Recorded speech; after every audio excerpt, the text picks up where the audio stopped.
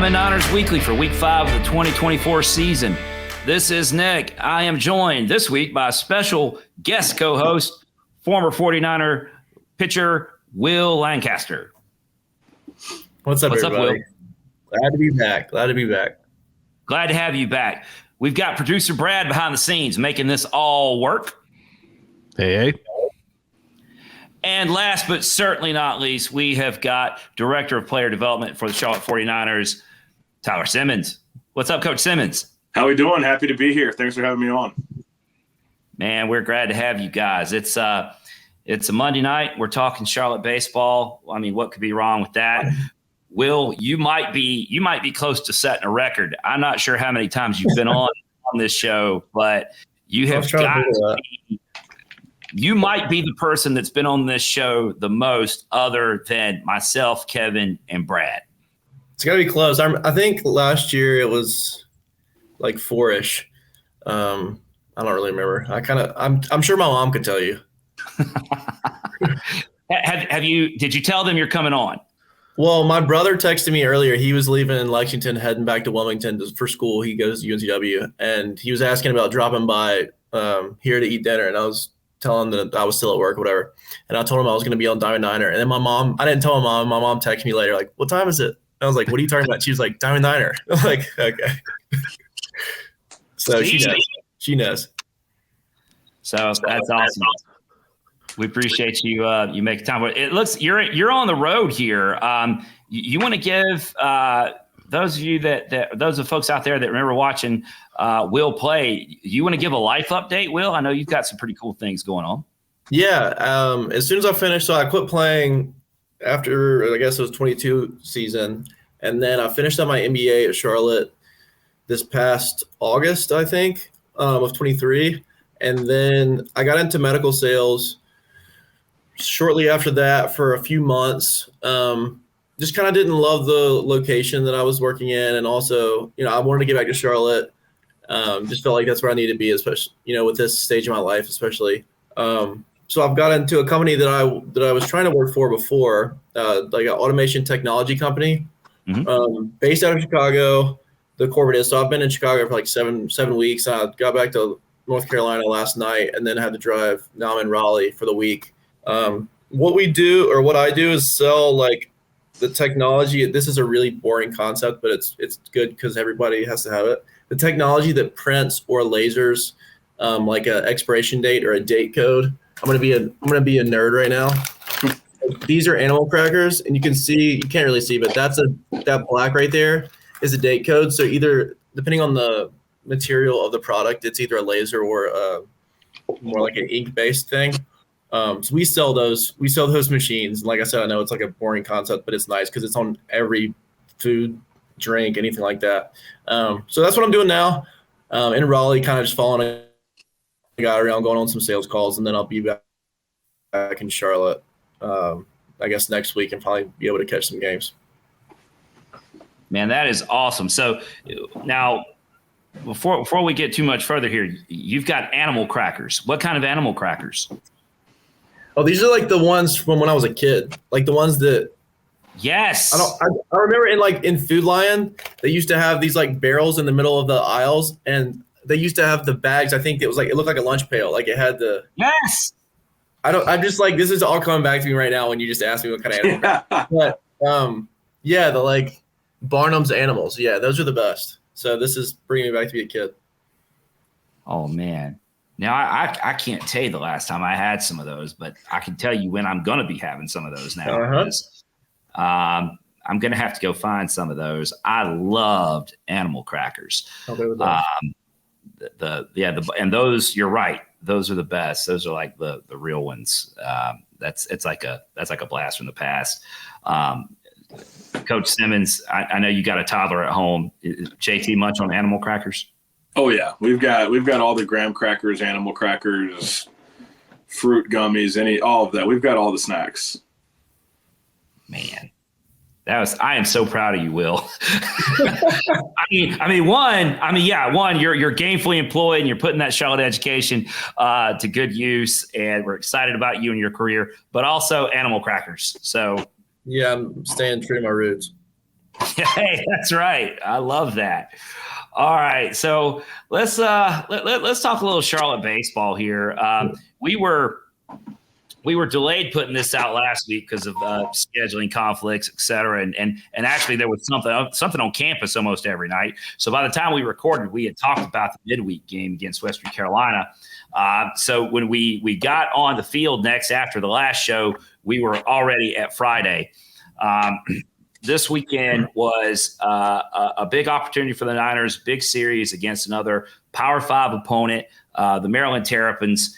And things got off to a pretty good start on Friday. The Niners got a 9-5 win, but really, and Coach Simmons, you feel free to agree or disagree with me here, but we ended up winning 9-5. But the game the game felt a lot bigger than that because this thing was, to me, sitting in the stands, this game felt like we had this under wraps pretty early on. Yeah, the guys came out hot. They came out swinging. It was a lot of fun to be a part of. So got on them early. I was able to tack on some runs there, but at no point in time did it ever feel like kind of we were out of that game. Yeah, and Will, I love that. We've got a picture here, so we'll walk you through this. So the starter for Maryland, he lasted a third of an inning. Oh yeah, I was checking in to see some of that stuff. Four walks, one hit, but 4 walks that led to 3 runs. Early, the day ends early. I'm not going to suggest, Will, that you've ever had a day like that, because if you did, I don't remember it. But you pitched games other places, so go back to high school. But like, it's supposing if you ever have had an outing like that, what is that like, man? Going through a whole day of preparation and getting yourself ready for a start, and then it's like you didn't last as long as warm-ups did. I mean, that's got to be a rough set of psychological issues there, is it not? No, it's funny that you ask, because senior day, actually, I started and I didn't get out of the first inning. So I'm definitely from my memory. Yeah, no, I wish I could. No, it's definitely happened a couple of times. It sucks, but I'll tell you, the first inning is hard. Like, and Coach Simmons, I mean, you know this too, Nick. I struggled like every first inning. It's hard to get going. Just because once you get to like the third, fourth, fifth inning, you've kind of grown with the game. And early on in the first or second inning, it's like you're still new to it. And you're still kind of settling into the vibe of the game, the speed of the game. And it's tough. And then all of a sudden, something with baseball, like basketball, you have a bad start, you go sit down on the bench, you kind of get to regroup. In baseball, especially as a pitcher, I mean, really with anybody, like you have a bad start of the game, you're done. And you're done for the day. And you're done for the week, really, as a pitcher. So it's a tough deal, but it absolutely happens. Yeah, man, and Cole Reynolds was lights out. I mean, he came out 10 total strikeouts. I think the game notes he's the first to do that since Wyatt did it last year. We had 19 total strikeouts from the pitching staff. So collectively altogether, it was a really good game. Carson Bain had a big double. You had Rene Lastris and Juan Correa come in big with 2 home runs. So, but shout out to our hitters. And then, I mean, like I said, Cole Reynolds was lights out, and our whole pitching staff that came in after Cole was just a really good day on the mound. That's 2 good Fridays in a row for Cole. It is. Because he was very good at Old Dominion as well. That might be that's somebody we should probably have on at some point to talk to him about, because as I understand this, and Coach Simmons, correct me if I'm wrong here, but at Elon, he was really more of a hitter than a pitcher. And now he's transitioned here, and you guys decided to basically make him a pitcher. And I mean, he's lights out, like you said. Yeah, he was playing first and hitting there when he was at Elon, and he was on the mound as well. But he's been really good for us all year long. Had a good fall, and then like you said, last 2 Fridays, Cole's pitched really well. And this last Friday, I think you're kind of starting to see the type of pitcher that he can be and what his future holds for him. Yeah, and Will, Cole is going to kind of a whippy left-handed guy. I know you don't know any of those, but on Friday, 10 strikeouts.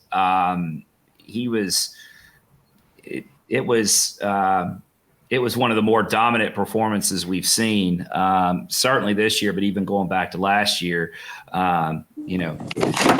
Thinking, you start talking about 10 strikeouts in 5 innings, you start thinking about like somebody like Wyatt Hootapole. And it was a lot of fun to watch. The home runs, I thought were sort of a tale of 2 home runs, if you will, Coach Simmons, because Rene Lastris, that ball that he hit, I don't think that ball ever actually got to home plate. He jumped out on that thing. He just reached out and just drove it over the trees in left center. That was a no doubter right off the bat. Yeah, I mean, he saw his pitch and he went and got it. I mean, it just kind of shows the ability of his raw power that he contains in that swing and the bat speed. I mean, he's got some serious power in that swing, and he got every inch of that baseball, and that ball is absolutely crushed. I don't have the metrics on it. I have to go back and TrackMan and look at those, but I would imagine it was 100 plus off the bat, easy. Maybe closer to 110 off the bat. Yeah, we'd have to ask. Maybe we get up with Doc B and get the metrics on that. I wonder if anybody went and retrieved the ball, because that might have gotten into the creek. I was going to say it's probably wet. Yeah, they're probably going to have to go into the creek or the other creek bank to try to find that baseball. Yeah, I actually tweeted it out because there was a home tennis match going on at that time. I think the tennis team was playing Columbia. I actually tweeted out that the tennis match was interrupted by that ball. I'm pretty sure that's not true, but it doesn't matter. It's Twitter. You don't have to be telling the truth. Yeah. In fact, people expect you to not tell the truth, so that's the way we tweeted that out. And then Correa's home run, which it was good to see him get one out of the park. It was kind of a whole different thing. I'll be honest, and this is not a slight anyway, but I thought it was a fly ball out when it came off the bat. It definitely had a lot of speed, but it was up.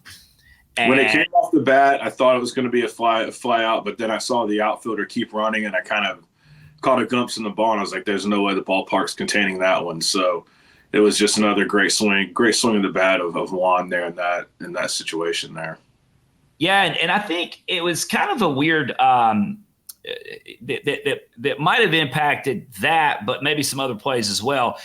As far as the flag and the trees and everything, there really wasn't a lot of wind on Friday, but there were several balls that as they got above the development center, seemed that there was some air movement that we weren't seeing as far as with the flags and the trees blowing or anything, because that ball kind of did some funny things out there, especially in right field, it felt like on Friday. But yeah, that was a cool thing to see, because like you, ball came off the bat and I'm like, can of corn, almost kind of reaction. But watching the right fielder, he just kept drifting back, and he would look up and he would drift back again. And he ran right into that corner where the outfield wall meets the bullpen. And it just dropped. I mean, that ball came down almost vertical, I think. Yeah, it did. It was a high fly ball, and he hit it to the right part of the ballpark. But Juan's another guy who possesses a lot of strength and a lot of power in that bat. Yeah, I was gonna say, I think you said that's not this isn't a slight. I think that's a compliment, really. Like, guys that can hit fly balls that get out, like, that's because they're strong and because they're big guys. And I mean, I haven't seen him in person. Well, I guess I have maybe in the fall, but he's a big dude from what I remember. So. Oh yeah. Him and Lastris both are. I mean. If we had an arm wrestling contest between the two, I don't know who's taking that. Probably both of them would take. They would, but these are two big dudes. But yeah, Lastris drove his, and Correa just kind of put one up there, and by the time it came down, like you said, Tyler, the park wouldn't hold it. Yeah, I had fun. Let's just say it this way, Will. I had fun with both. They count. They both count. That's right. The Correa's home run was just a little bit of delayed gratification. I had to wait for it to come down. Lastris's, you did not have to wait. No, I saw the video. Yeah. No. monster shot. So we also saw some important bullpen appearances on that Friday game, preserving the lead. Kind of a new guy on the scene, Ryan Deggs. He came in for a brief appearance, but man, Coach Deggs, we talk about, and we're going to talk about AJ and Tony because we're going to talk about AJ and Tony, but under the radar, Ryan Deggs throws gas. Yeah, I mean, guys, Ryan Deggs is he's one of the top 5 hardest working pitchers on our pitching staff. He's going to throw really hard. He's going to continue to keep getting better. I think he was a lot of 94s up on the board while he was in the game. Came in later in the weekend for us as well and pitched really well again. So you're starting to kind of see see what Ryan Deggs possesses and what kind of he's going to help us throughout the rest of the year with. Now, you guys, you mentioned 94. It feels like, feel free to tell me I'm crazy. I don't know what I'm talking about here.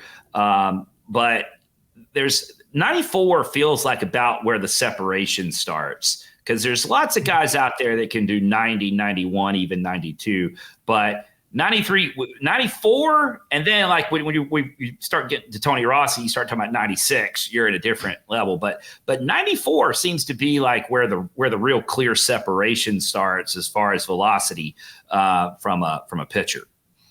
Yeah, I mean, and it's this again, this isn't a slight towards anyone, but 90 to 90, 92 is just it's not what it used to be anymore. And that's a true testament to how pitchers are training now. It's a true testament to how our pitchers are training and how Coach O and Coach Woodard have got those guys training at a high level.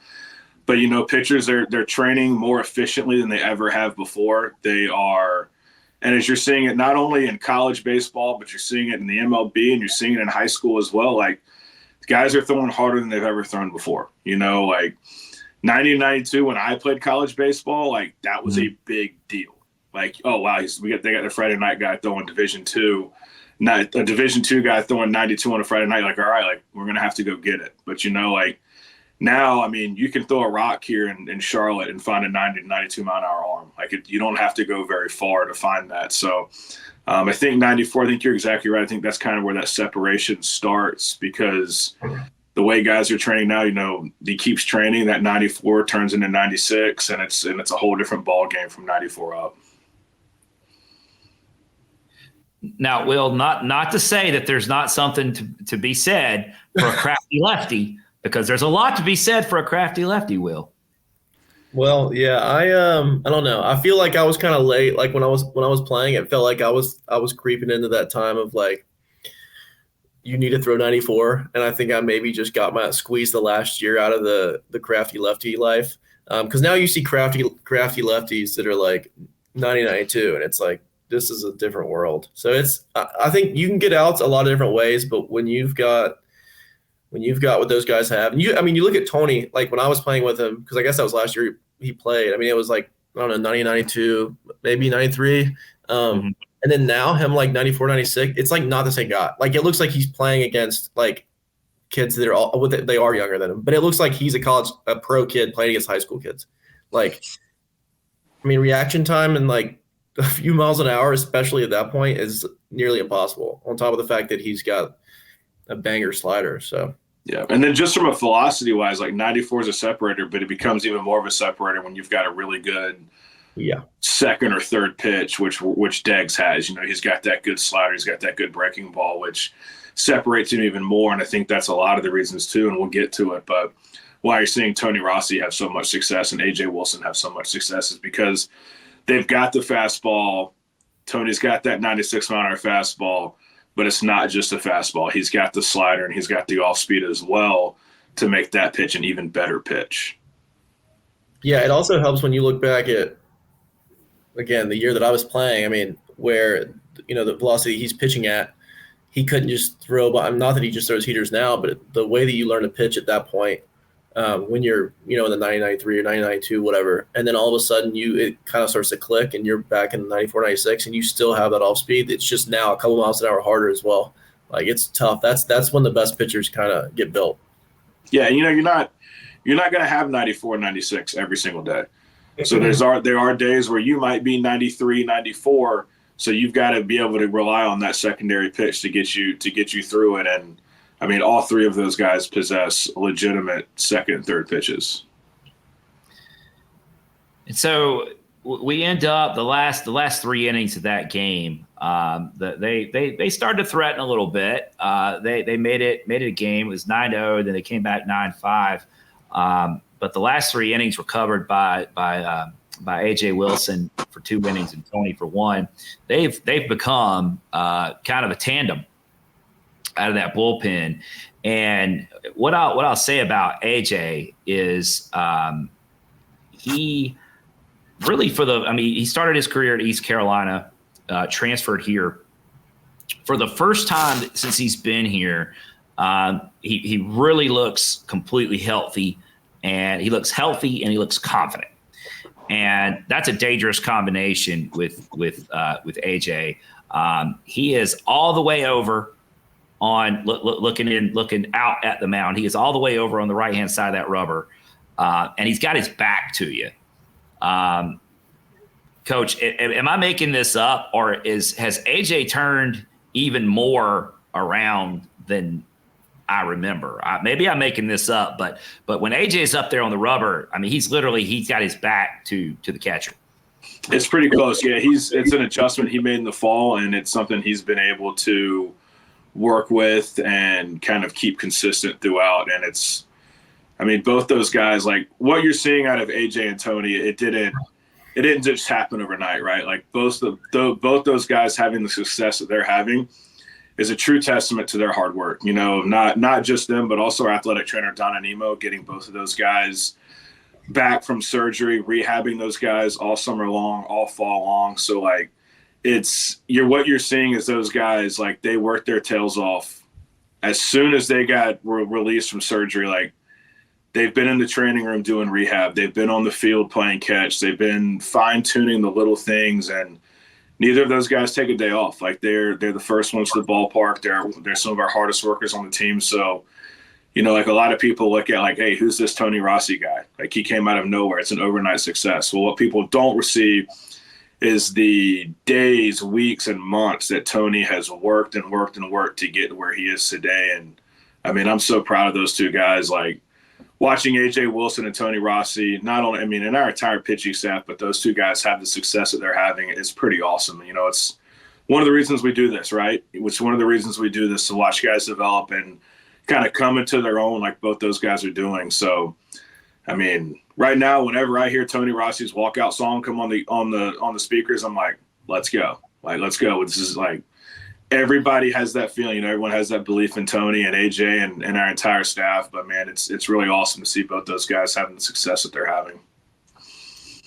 So that is an important thing you just brought up right there. I'm gonna come back to AJ in a second, but before we forget, and Tony's entrance music is from The Purge, and it is so well suited. Producer Brad, we were looking this up, were we not? We like went to find this song, and like we're listening to it on the way home from the game or something, you know, like that thing. It's like it is just certain. Okay, look, I'm not gonna call any names here. Okay, I'm not gonna call any names, but some people I want to ask them, our team, other teams, I want to ask them, what were you thinking about? What was your thought process when you picked this out as walk-up music? Like I said, I'm not calling any names, but Tony Rossi is like, dude, you don't have to explain that to me. I get that. That is not only closer music, that's Tony Rossi music, and I'm here for it. It's I think that is an underrated aspect of the game, especially for a guy coming in out of the pen. What music is he playing? So I don't know. You know, and that could be, picking a walkout song could be an entirely different episode, and we could dive really deep into what guys want to listen to. But it all depends on kind of what type of mind space they want to be when they get it. You know, some guys want something a little bit slower, a little bit more calming. Some guys want something that's going to amp them up, and it just kind of depends on the person. But I know which one Camp Tony's in. Yeah, I remember being a player, and like our guys today are probably no different. You spend hours upon hours searching through music, your playlist, trying to find the perfect walkout song. And Tony could not have found one that's more suited for Tony Rossi. Oh, it's perfect.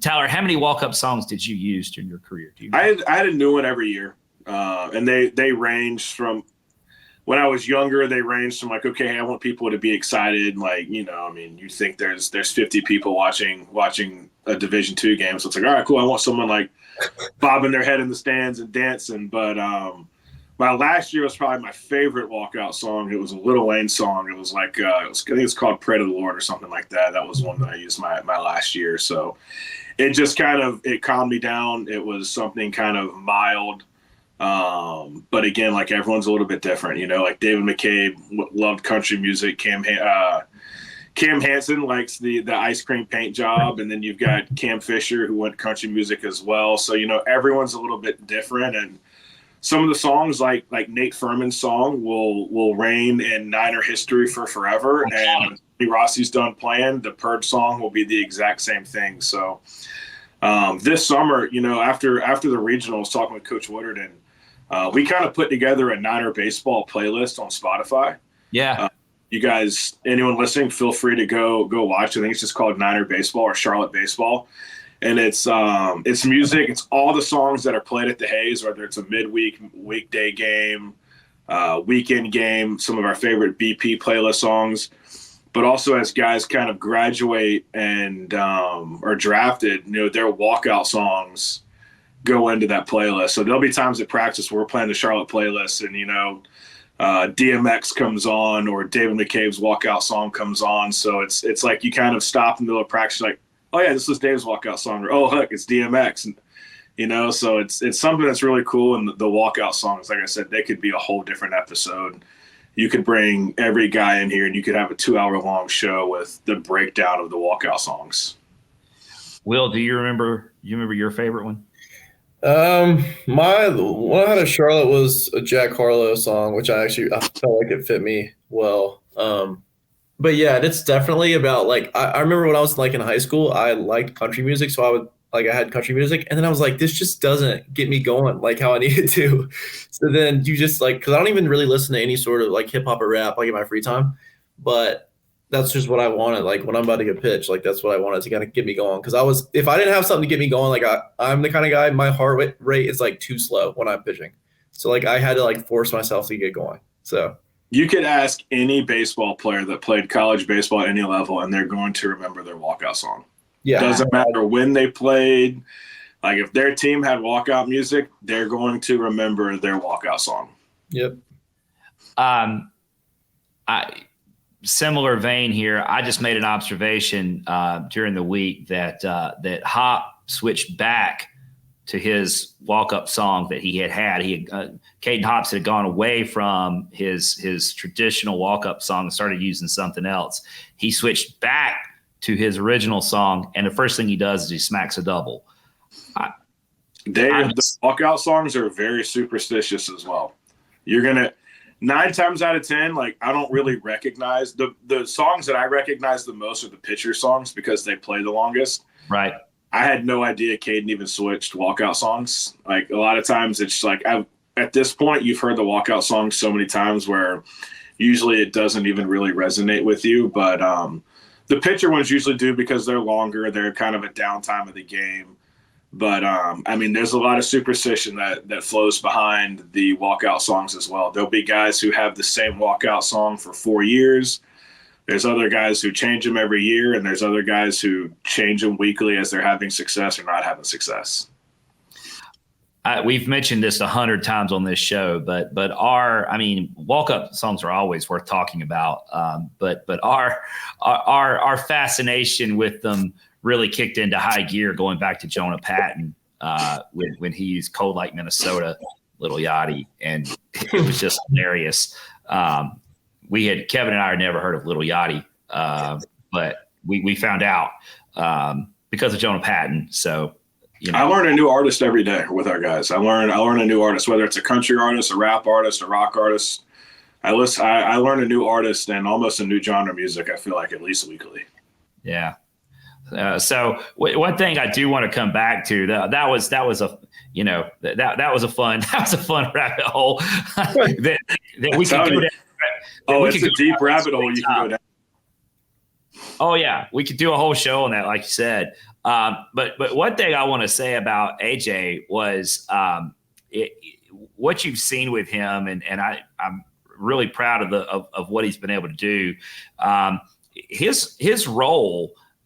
He had kind of settled into this role where he was a lefty specialist, coming in lefty on lefty. And trust me, kind of like another guy that we're acquainted with AJ's slider coming in on a left-handed batter, the ball's basically behind you when it comes in. But at this point, he's no longer a lefty specialist. He's mowing down lefties and righties with he is an equal opportunity destroyer of batting averages. For sure. And again, it's a testament of his hard work, and that slider plays to both sides. Like it's certainly an uncomfortable at bat if you're a left-handed hitter. Being a left-handed hitter, I don't want to step in the box against AJ Wilson. I would rather stay in the dugout or at the first base box. I'd rather stay away from AJ Wilson when he's on the mound. But it's also certainly uncomfortable at bat now with that slider from a right-handed look as well. And he pairs both well. The slider and the fastball play off each other really well. Yeah, I'll never forget, like, first team practice we had when I was playing. And I was watching AJ, like I hadn't thrown my pin yet. And so like I was just naturally like I had some jitters because it was the first time I was going to throw in front of everybody. And I'm like standing behind AJ because he was throwing earlier and he like rips off a slider. And I was just like mine doesn't look like that, right? That's not like normal.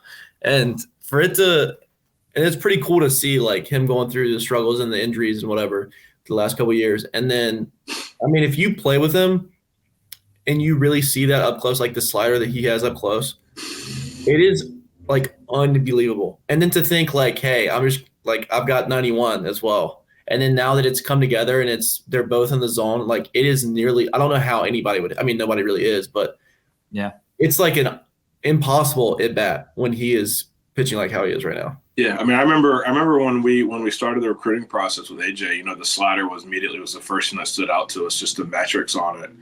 The way it spun and how much it spun. And like, he's just done a really good job all the way to this point to continue to develop it and make it better every single year.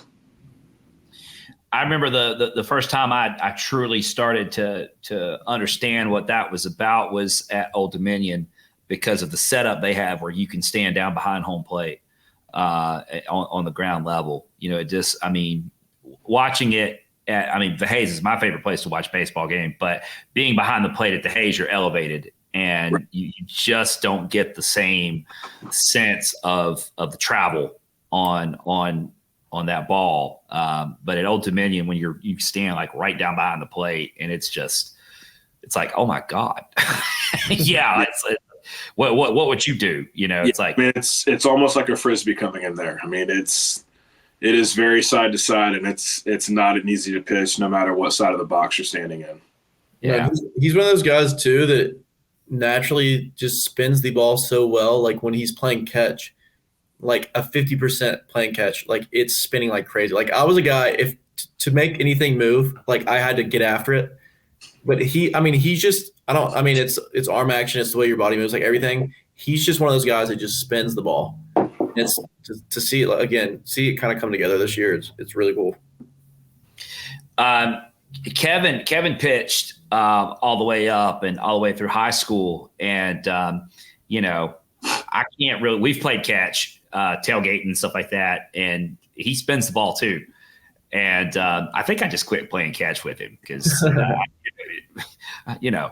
like, hey, I'm not trying to get hurt out here. I'm just trying to throw the ball around, and that thing is tailing off as it's coming to you. It's dangerous, man. He's got that kind of movement on the ball. So I can only imagine with AJ, but something you said, Will, about Tony, talking about he didn't even look like the same guy. he's made like a physical transformation.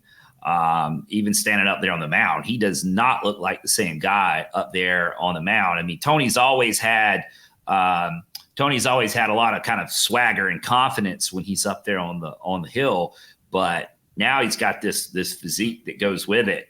And I mean,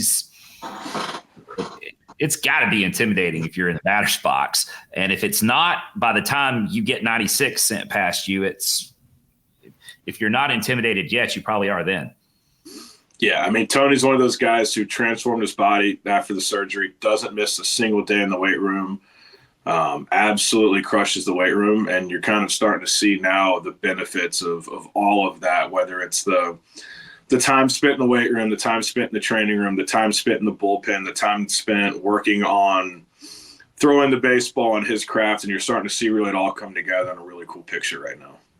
Yeah, and Tony's a guy I lived with when I was at Charlotte, and I got the super crazy Tony. To say how he's changed and developed his body. Yes, absolutely. Like his arm, absolutely. But like him as a person, like there's a different aura around him, I guess. And in my opinion, just because I've known him and lived with him, the stability that he has like in his life and who he is as a person now, it's like he can now channel all of those emotions, and like it's super channeled. Like he's still going to be the energetic guy on the mound, but it's just like so much a much healthier version of all that. And then on top of the fact that like physically he's just like at peak performance right now, it's just like the perfect storm. I was so happy for him. I mean, that's a guy that I'm obviously going to keep up with forever. Yeah, I mean, the Tony Rossi and AJ Wilson stories within the last 2 years are really cool stories. Like they're really awesome stories. I mean, they've basically had to rebuild their entire arsenal, right? They had to relearn how to throw. They had to relearn how to throw their breaking balls, and they had to relearn how to pitch. So both of those guys have just really awesome stories, and both those guys, as you can see it, you can see it from the dugout, you can see it from the stands, like they are on a mission. They're on a mission, and they are freaking lights out right now, and it is really awesome. Yeah, it is a lot of fun to watch. One of the things I said to the last time I talked to Tony, it was I saw him on the way out at Old Dominion, and I just patted him on the back, and I said, I can't believe that somebody's going to have to spend a draft pick to get what the Giants already had. Somebody's going to have to use a pick to get you, and the Giants already had you and didn't seal the deal. So it's and good on AJ because he's improving the stock. There's no doubt about that. Yeah, those guys, they live together. They're throwing partners. They're training partners. Like they have pushed each other, and I just can't say it enough. Like what they're doing it's really awesome to watch. So the Niners get out of that with a 9-5 win, which is Friday wins are hard. I mean, any wins are hard, but on Fridays you're getting everybody's best shot. Saturday in Charlotte was a complete washout. And so what I ended up doing was a good friend of mine, Jeff Nesbitt, had mentioned this earlier in the week. Basketball played their last game of the regular season at East Carolina on Saturday. It was at 4:00, and he had mentioned earlier in the week, he's like, "Hey, any interest in going to Greenville?" And I said, "Well, no, we got home baseball. I mean, but we put up the weather report and said, well, that don't look good." I said, "Well, if we don't play baseball on Sunday, we can talk about it." Well, by Friday, series got rearranged, doubleheader on Sunday. He and I and both of our daughters left on Saturday morning, and we went down to Greenville, watched the game, saw the men's basketball team complete their sweep of East Carolina, made many friends in Greenville, many friends. They loved it. We got some Krispy Kreme donuts. Well, we got some barbecue before the game, and then we got Krispy Kreme donuts after the game. And while we were in Krispy Kreme, the team bus pulled up. So we went out. Yeah, they got donuts too. So we went out there and talked to the team while they were waiting on their donuts, and they came home. And it was really a good day. We got home. I don't know. We probably got home, I don't know, about 11 o'clock or so. So it was good. And then we had the time change. So basically, I had 12 hours to get back to the Hayes for opening pitch. But that was a good Saturday. Would have never done that if baseball had been playing, but it worked out and we had some fun. Now, all that is to say, if you've been going to Niner baseball games for a long time, we ran into Paul Buchanan in Greenville, also known as Guy. I saw your tweet. Yeah, I did too. So the update on Paul, which he was a polarizing figure. You either love Paul or you don't love Paul. That's the only choices in the matter. But Paul has moved to the beach. He's living down Myrtle Beach way. He had some health issues and ended up having brain surgery a while about, I think in 20. You say it was in 21 or 22. Last couple of years, he had brain surgery. So he doesn't really do many baseball games anymore, but he and a friend had come to Greenville since it wasn't that far. And yeah, so we had an Guy sighting. And if you're watching this right now and you have no idea what I'm talking about, well, then you just have no idea what I'm talking about, because trying to describe the Guy would just probably be a waste of words. But I still get asked by opposing team coaches who haven't been to Charlotte for a while if he's still around, and he still comes to games.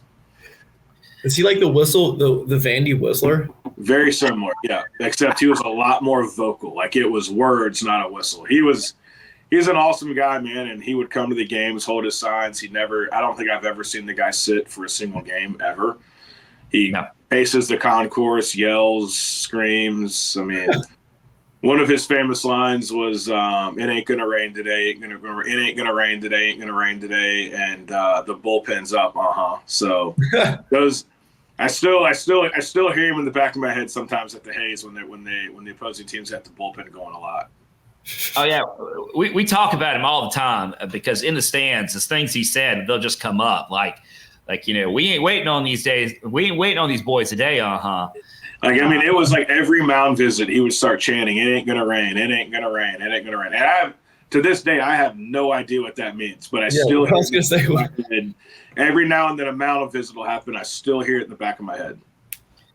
The only thing I can figure is, like, if you thought that rain was coming, that maybe you just go out and stall. Yeah, maybe, stall tactic. It ain't gonna rain. I don't know, but yeah, he made all the signs. He had a couple signs with him. So yeah, if you ever wondered whatever happened to Guy, he is alive and well. Maybe lost a bit of a step, but he's still Guy. And what was so crazy about that, Tyler, and I know you know what I'm talking about, there were two distinct people. There was Paul Buchanan, and then there was Guy. And you knew which one you were talking to, but that switch could flip just in an instant. Well, and everyone in the Charlotte area there, especially when I first started coaching in Charlotte, knew who the Guy was, because he not only went to Charlotte games, he went to the Checkers games, he was at the Knights games, he was at the Kannapolis games, he was at the Panthers games. Like, he was at almost every sporting event. And so everyone kind of knew who he was, and it didn't matter if you could or couldn't hear him. But when he was at the Hayes, it echoed. You could hear him from probably the student union. Well, I'll tell you how that happened. And this would have been before your time, Tyler. But in order to build the Hayes, he was a Kannapolis guy. He cheered for he did all that. He went to the Intimidators games and did his stuff. In order to build the Hayes, we had to move out, had to not use the field for a year. And we played home series in Kannapolis. Got it. So he started coming to Charlotte baseball. He didn't come to Charlotte baseball. Charlotte baseball went to him. And when we came back to the Hayes, he came back with us. That's awesome. And that's how that started. We played in Kannapolis for a year. Okay. I see. I always just assumed he was an alumni. Or was he was. I mean, okay, he was. Okay. He is, but he didn't. He did not do Charlotte baseball until we went to Kannapolis while we built the Hayes, and he followed us back. Kannapolis people are dedicated. Sorry, Will? I said Kannapolis people are dedicated. Kannapolis baseball fans like yourself. Heck yeah, we are. Big time. You know, Cabarrus County's big time for baseball. In fact, they're retiring Corey Seager's number at Atrium Health Ballpark in Kannapolis tonight. It's A.L. Brown versus Northwest Cabarrus, and they're retiring Seager's number there. Did he play for one of them? Northwest Cabarrus. Oh, did he? Okay. Yeah, all the Seager brothers. From where I'm sitting right now talking to you, the Seager brothers grew up probably about 1.5 miles from where I am, and they all played at Northwest Cabarrus. And so, yeah, there's some baseball talent up here in Northwest Cabco, Kannapolis area, which we have Tanner Kaler on the team now. It's Northwest Cabarrus as well. So we've they play a little baseball up here in this up here in this area. So anyway, I thought that would I told you all that just so I could give you an update, because I had no idea he would be there. He was the first person I ran into when I walked into the arena. I just walked in. You come through the way they're built. You kind of come through the tunnel and you walk into the arena, and there he sat. And I was just flabbergasted. I'm like, oh my God, what are you doing here? So yeah, he still follows the team. He's just living down in Myrtle Beach now. So good for him. But so that was a fun day. Got back to the Hayes on Sunday. Now, you know, game one was a 13-2 final. Okay, that's just the fact. But what I would argue, Tyler, was this was really a 6-2 game for the vast majority of the game. We were trying to come from behind, but it was a 6-2 game. And then in the end, we had to kind of manage some things and make some business decisions because we were playing 16 innings that day. And yeah, things got a little out of hand, but really that was a game for, 3/4 of the game or more. I mean, that's got to be the way you saw it as well. Yes. Yeah, for sure. And guys, baseball's baseball. We've all been a part of games like that. Sometimes things get out of hand, and they did. The good news is, really, realistically, the good news is, Will, is at the end of the day, it's still just one loss. Yeah, no, it's you can fall in. I mean, you never want to just hand in a game or cash in a game, especially college baseball, because it can flip on its head in an instance. But you also have to have a small enough ego to realize that there are more games, and especially when it's 2 in one day. So it's part of it. Yeah, and in this case, there was a game 50 minutes after this one played. So you literally had no time. You definitely did not have time to sit around and think about that because you guys, Tyler, I know you went and changed pants. Did you guys also change tops, or did you just change pants? Just pants. Yeah, you guys went and changed pants and came back out. A couple things to note in that game that should be mentioned is give a shout out to our guy Johnny Sutrick. We talked a little bit about him last week, but even in that loss, Johnny was 2-4. He's a freshman that's kind of finding some ways to get on base and to get hits right now. Dad Ector still had 2 hits in that game too, which Tyler, I ask you to talk about this. There are guys that when you're talking about making the transition from high school to D1 or from JUCO to D1, there's guys that take longer with that transition than others. But apparently Thad Ector does not need that much time to transition because he's hitting the ball really well right now. He is. Thad's playing really well for us. He's he's a dynamic player. You know, his switch hitter can do it both from both sides of the plate. So he's been really fun to watch, and you know, he's kind of hit the ground running. So I think we're kind of starting to see there's only good days for Thad Ector ahead of us. I know he came from a JUCO. Did he come from somewhere before that? He was at Central Florida with Correa and Bain, won a national championship there with those two, with his teammates there. Okay, cool. Which is where Tony Rossi came from as well. Yes. Yeah, I guess so. No, Tony was College of Central. He was a Manatee. Oh, you're right. Yeah, there's so many JUCOs down there that are so good. Yeah, for real. Him and AMAC played at the same junior college. Right. There you go. But yeah, they won the national championship last year, and all three of those guys, Bain, Ector, and Correa, were teammates for that national championship team. I'll give you one you maybe didn't know, Tyler, unless as I told you this before. One of our longtime 49er supporters, season ticket holders, is a guy named Tony Poovey. I don't know if you've ever met Tony or not, but we can make that happen. Either way, his cousin is the head coach of that squad down there in Florida. Yeah, so like they're first cousins. Marty Smith, is that right? Yeah, Marty. Marty Smith and Tony Poovey, who's a season ticket holder at the Hayes, are first cousins. That's a fun fact there.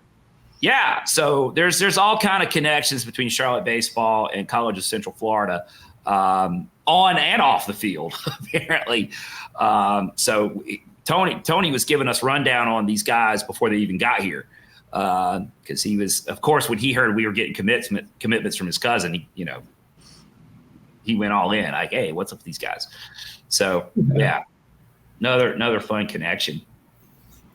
Let's talk a little bit. Let's just talk briefly, and then we're going to move on to the week ahead here before we wrap up. But Game 3 at Maryland, that was against Maryland, that was the heartbreaker. Niners dropped the game 3-2. I will say this: there were a couple of I guess you would call them misplayed balls in the outfield, but Sunday might have been the windiest day I've ever seen at the Hayes, or it's certainly top 5, top 3. The wind out there on Sunday was brutal. It was a tough wind day. It changed directions a few times throughout the game. Watching the flags on the stands more than the center field flag, but it changed directions from a crosswind, kind of coming across the field from right field to left field to blowing straight out. So it was definitely a tough day to play balls in the air. And it's been interesting because we talked last week about the conditions at Old Dominion, how the wind blew in there all weekend, and I had never seen that yet. Will, you and I had a chance to talk about that at Old Dominion last weekend. The wind blew in from right. Did you ever think you'd hear somebody say that? Well, if we could have got that 2 years ago, I might have had a really good. Well, I had a decent outing, but decent outing, and at ODU is giving up like 6 runs. By the way, I remember I went like 7 1/3. You got the win that day, so that's all that mattered. Yeah, I went like 7 1/3, gave up like 5 runs, and I was like, oh, that's great. But I mean, it's an impossible place to pitch, especially. It's a tough place to pitch. Usually, you're pitching against their lineup, which is always a good lineup, and you're also pitching against the elements, which is the wind as well. Yeah. So. I was gonna say, on top of the fact that they can swing it every single year. Yeah, you're basically trying to beat 2 opponents, the wind and their lineup, which is always a really good lineup. Yeah, I remember there was that game that I pitched. I don't remember what pitch I threw, and you can see like from the center field view, it comes like straight up off the bat, and you see me like start hopping around, like walking around the mound, like that's a fly ball, and then I just like stop, and it's a home run. I mean, of course it was to right field, but so yeah, no, I never thought that would happen. All weekend, there were two conditions. It was basically no wind or a breeze in. Caden Hobson hit one, Will, that was like 100 miles an hour off the bat and had the launch angle and everything. And everybody, including the right fielder, thought it was gone. He jogged to the wall, turned around and looked back, and it's like, oh, he took a couple steps in and caught the ball. I mean, it was unbelievable. But the wind at the Hayes on Sunday, that's the craziest. Like you said, Tyler, it was not just about how hard it was blowing, but how many different directions it was blowing. Those flags on top of the stands were going crazy, and the trees. When you're looking at the trees out there, and they're swaying different ways. It was it made for some adventurous fielding out there. And, yeah, usually when we start the inning, I always check the flags when we start the inning, and it was like, I mean, I had to check them multiple times in the inning because it was whipping around on Sunday for sure. Yeah, crazy day. So, unfortunately, we come out on the losing end there, 3-2, tight game. It is what it is. So we're sitting there. We're 8-8 at this point. Which, when you consider that we've played the 10th toughest schedule in the country to this point, that's what our strength of schedule is right now, 10. To be 8-8 with all the different guys new guys we're incorporating, not bad. I mean, I think one of the things that when I talk to people about this team any year, is that one thing you can always count on, and this is a total compliment to you, Tyler, and the rest of the staff, is, this team will play its best baseball in the future. As we go forward, this team will get together. They will improve, and their best baseball is in front of them. And I credit that to coaching. And that's what you guys always do. The team always gets better as the season progresses, and to me, that's a hallmark of good coaching. RPIs at 56. That's not bad either. So, would you like to have? I really think, as far as the schedule goes, there's basically been like one game of those 16 that we just probably weren't in ever. And that was, I go back to opening day against Virginia Tech. We looked like we had a lot of opening day jitters, and we just, other than that though, I can't name you a game that we weren't, that we weren't competitive in. So things could definitely be worse. But Tyler's like, oh yeah, they could always be worse. We've been in a position to win every game, and like you're saying, I think with this group of guys, our best baseball is only ahead of us. So, I think we've got a lot of positives heading our direction, and as we get into conference play, we're going to be 100% ready to compete against really good teams, in which the American's a really good baseball conference. So, yeah. Like you said, though, I mean, our best days are ahead of us, and I'm excited what this team can do in the future. And Will, what you would like, what you're going to like about this is, and this is just my opinion, but of the pitching staffs that we've had under this staff, I think this is the one with this is the broadest, deepest staff we've had with multiple different looks.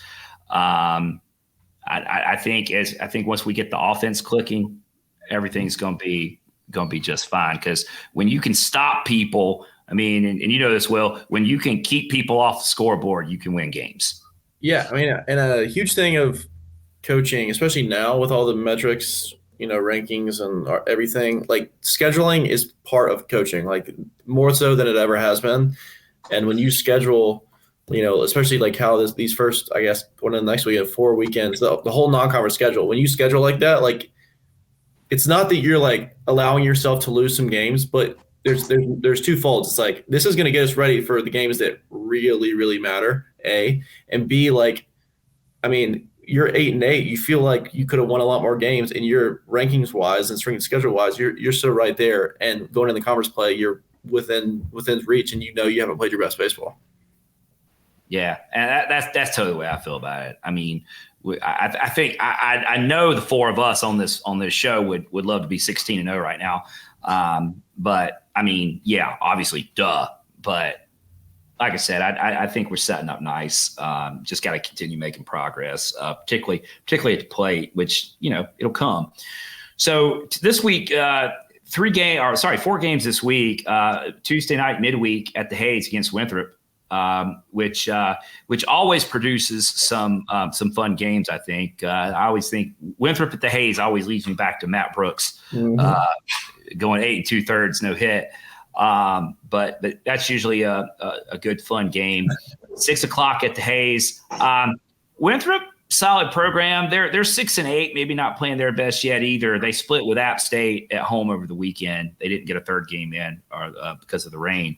But you always know what you're going to get with Winthrop. They're always going to play really gritty. They know how to get a runner on and get them over and look to get them in. So you always know what's up with that. And more than anything, Tyler, I think that's cool. I know we added Davidson back to the schedule. We have Gardner Webb, but we have so many programs just right here. I mean, let's say 90-minute drive that we can have these types of games. It's pretty cool to be able to schedule those. I mean, with the addition of Queens now Division I, there's 20 Division I programs here right in Charlotte, North Carolina. So scheduling those midweeks, there's people, and that's not including the South Carolina schools at all. So like there's plenty of opponents right around us. So but no, Winthrop, like you say, they're gonna come in, they're gonna play well. They're a scrappy ball club. Fun fact, it's actually our 45th time playing Winthrop. And the years that we've been playing them. So this will be the 45th matchup with us and the Eagles. Quick check of the weather forecast. Sunny and 66 tomorrow. That's what I like to hear. So that's the best. If you're not at the Hayes tomorrow, it better be because you're in Raleigh doing some job training. I was going to say, I hope you say that I'm in Raleigh. I would love to be at the Hayes tomorrow. If you're in Raleigh doing job training for a brand new career you just started, you're excused. Okay. Other than that, you need to be at the Hayes tomorrow night and ready to go at 6 o'clock, especially with that weather. It's not going to. It's hard to ask for better than that. Now, unfortunately, the weekend weather maybe doesn't look so great. There's like a 50% chance of rain Friday, 30% on Saturday, and 50% again on Sunday. But we do have UNC Wilmington coming in, and that's Friday at 6, Saturday at 2, and Sunday at 1. They're 9-7. They're hosting ECU tomorrow night at the same time that we're hosting Winthrop. They just swept St. Joe's of the A-10 last weekend at home. They've got a 159 SOS and RPI of 152. But Tyler, I'll let you speak to this. But for whatever reason, there's a lot of history between those two programs. Woody was at UNC Wilmington at one point, and the series with UNC Wilmington a few years ago maybe produced one of my favorite games of all time at the Hayes, which anybody that's been around for a few years knows what game I'm talking about. But when Charlotte and Wilmington get together, Tyler, it seems like there's always something interesting always happens. Oh, for sure. I mean, it's going to be a tough series. Wilmington's got a really good program. They're going to come in here. I mean, that game a few years ago, I think we was 8 unanswered runs we scored there to win it. We were down. We went into the bottom of the ninth down 5. Okay. And we walked them off without recording an out. Yes. It's one of my favorite games that I've been a part of. It was a lot of fun, and it's a game we still think about and talk about. So we're not looking too far ahead, not looking past Winthrop or anything, but it's going to be a fun weekend. And I know there's some rain that could come in, but I think it's supposed to be like 75 all weekend. So we're really excited. It's in the 70s. Hoping the Hayes is going to be packed out. So we're excited. Obviously we got to take care of business against Winthrop tomorrow, but it's going to be a fun week of baseball at the Hayes. It's nice to be home for 4 games again. What was crazy about that game? Was that 21? Yeah. Yes. Is not only were we down 5, but in the middle of the ninth, there was just like a vibe in the stadium. Like the Charlotte people were like, we're getting ready to win this. even the Wilmington people, I thought, because they had exhausted their bullpen. They were out of pitching. And even they were kind of like, you know, like when you're talking to somebody and they don't want to make eye contact, that's where they were. They were in the no eye contact zone because they were thinking, man, this is going to be rough. And it just started with the first batter, and we just kept going. No, it's kind of like Coach Bick always says, it's the Hayes magic, you know, like anything can happen at the Hayes. So it was, I think Coach Bick probably said it like 5 or 6 times, and the Hayes magic, man, it's a timeless game.